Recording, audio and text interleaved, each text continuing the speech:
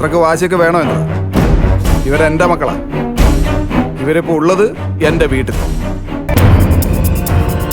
ഇവിടെ നിന്ന് നീ അവരെ കൊണ്ടുപോകുന്നൊക്കെ പറഞ്ഞാ അത് വെറും വാക്കായി. അതൊക്കെ നിന്റെ വെറും തോന്നലവനെയാ. നീ ഇവരെ അവിടെ നിന്ന് ബലമായിട്ട് കൊണ്ടുവന്നിട്ടുണ്ടെങ്കിൽ അതുപോലെ ബലം പ്രയോഗിച്ച് ഞാൻ ഇവരെ തിരിച്ചു കൊണ്ടുവരിക്കും. മോനെ വിനയ, മക്കളുടെ പേരിൽ വെറുതെ വഴക്കുണ്ടാക്കാതട. മാഷ് ഹോസ്പിറ്റലിൽ നിന്ന് വരുന്നവരെ ഇവരവിടെ നിൽക്കട്ടെ. അതിനുശേഷം മാഷിന്റെ സമ്മതത്തോടെ നമുക്ക് നമ്മുടെ മക്കളെ തിരിച്ചു കൊണ്ടുവരാം. എന്റെ അച്ഛൻ പോയതുപോലെ തന്നെ തിരിച്ചു വരും വിനയ. പിന്നെ അച്ഛന്റെ അറിവോടെ മാത്രമേ നിനക്ക് നിന്റെ മക്കളെ തിരിച്ചു കൊണ്ടുവരാൻ പറ്റൂ.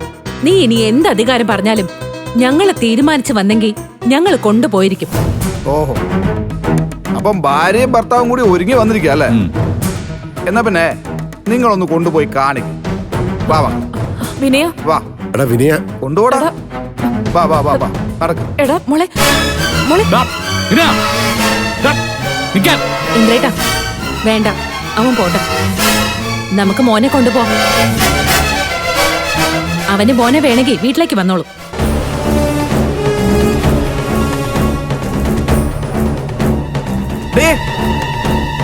എന്റെ മോനെ എങ്ങനെ കൊണ്ടുപോയ കൊന്നുകളി തന്നെ ഞാൻ. അയ്യോ,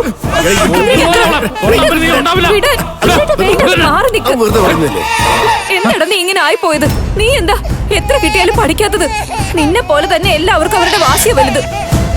എടാ നിന്റെ പെമ്മക്കളെ നീ തന്നെ അവിടെ കൊണ്ടാക്കിയത്. ഇനി കുറച്ച് ദിവസം കൂടി അവരെന്ന് നോക്കട്ടെ. അത് വേണ്ടെന്ന് പറയാൻ നിനക്ക് യാതൊരു യോഗ്യതയില്ല. ശരി, കൊണ്ടുപോയിക്കോട്ടെ. വേഗം ആ രണ്ടെണ്ണത്തിനെ കൊടുത്തു വിട്ടിട്ട് എന്റെ മോനെ വാങ്ങിത്ത.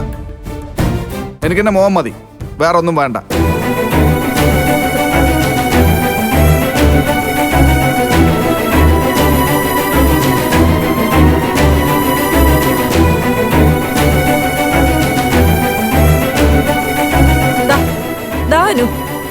ഇവരെ കൊണ്ടോക്കോ, ആരും നിങ്ങളെ തടയില്ല. ഒയ്ക്കോ മക്കളെ. മുത്തശ്ശൻ വന്ന ശേഷം അച്ഛമ്മ നിങ്ങളെ കൂട്ടിക്കൊണ്ടുവരാം. മോളെ അനു, മോനിങ്ങിതാ.